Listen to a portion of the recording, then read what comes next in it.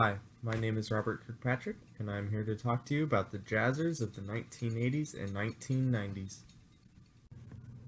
The 1980s proved to be a period of large diversity and discovery in the jazz scene due to new technology and information on music traditions expanding the range of jazz immensely.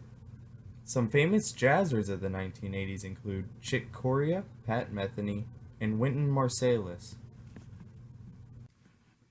The first artist we'll be talking about is Chick Corea, who after years of productive acoustic collaborations with many outstanding jazz musicians, turned to electronic instruments in the 1980s because he appreciated the opportunities they afforded to produce new means of expression and to communicate to a wider audience familiar with electronic sounds.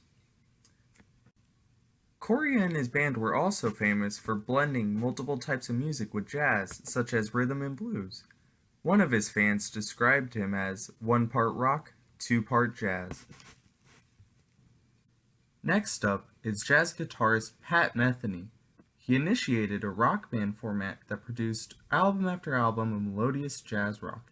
Metheny, like so many other great jazz artists, has a seemingly inexhaustible range of interests and talents. In 1985, he composed the score for the movie The Falcon and the Snowman, which led to his recording This Is Not America with David Bowie. Having explored the musical possibilities of the 12-string guitar and the digital sampling synthesizer called a synclavier, Metheny continues to move between pure jazz and pop jazz to much high acclaim. Wynton Marsalis is a classicist who believes that bebop is the foundation of modern jazz and continually defends, updates, and modernizes early jazz styles in his own compositions. A Juilliard-trained trumpet virtuoso who achieves an extremely beautiful quality of sound, Marsalis is also known as an educator and composer. In 1987, he co-founded a jazz program at Lincoln Center, which he directs today and which now sponsors hundreds of events in at least 15 countries. Marsalis is concerned with restoring respect and seriousness to jazz. He believes that the future of jazz holds more emphasis on composition than on soloing, and like many other jazz composers today, he writes music intended to last. Marsalis has also won Grammys for both his jazz and classical recordings, and also became the first jazz musician to receive the Pulitzer Prize for Music for his extended composition, Blood on the Fields.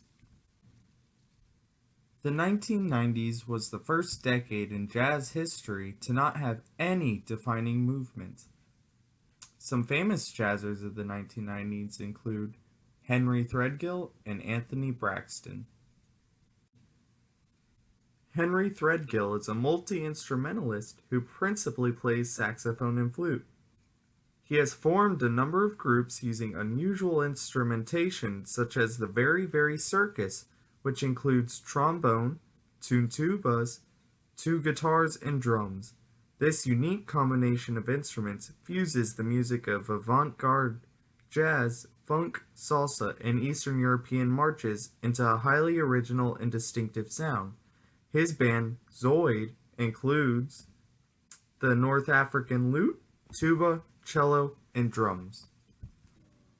The last musician we'll be talking about is Anthony Braxton. Braxton has written for huge orchestral ensembles and opera.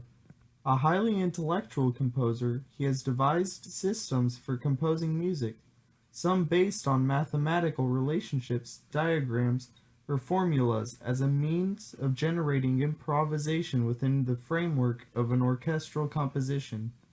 He sometimes reflects ideas related to the ideas of John Cage and chance music. In some of his pieces, parts can be played by different instruments depending on what is available or desired for a particular performance, and some of his compositions can be played together.